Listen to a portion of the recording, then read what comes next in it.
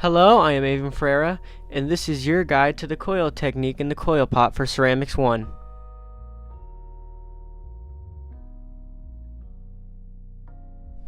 First, we are going to take our slab of clay that we had just rolled out.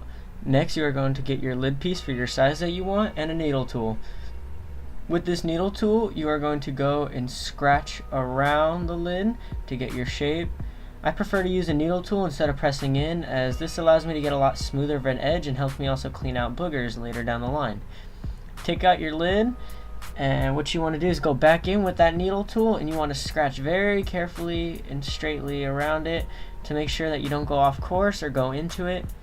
Next, you want to peel it off, and your final product is going to be a brand new base that you have.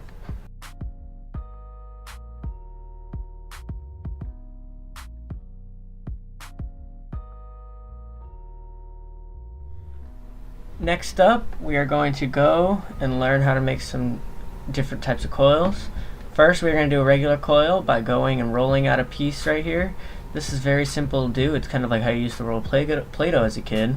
So what you want to do is you want to start by getting the piece wide enough to hold both of your hands. And what I learned is best is to always roll with either just your fingertips or go fingertips and palms.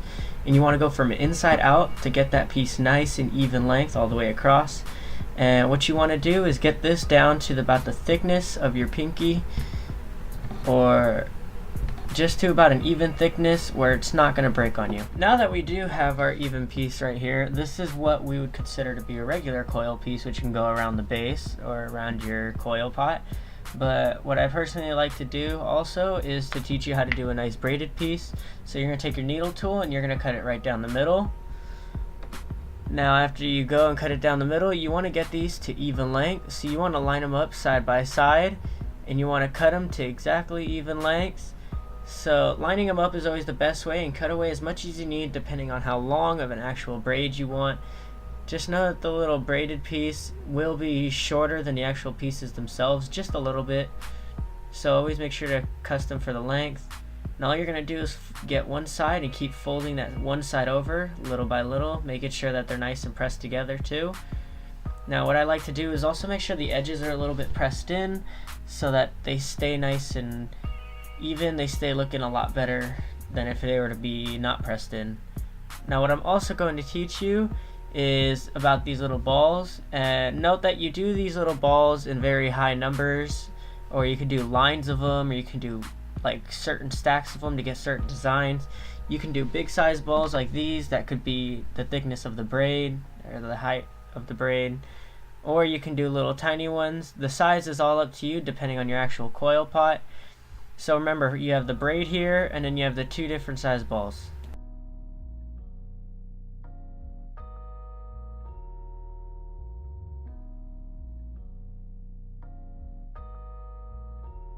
So for your final and last step is scratch, moisten, and push step, which is very self-explanatory as we had already learned this before.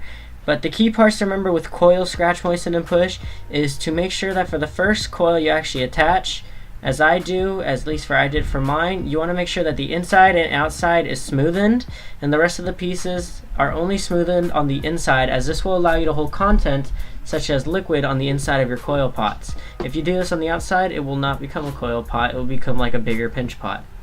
So that is how you do a coil pot, and that is everything you need to know. Thank you for watching.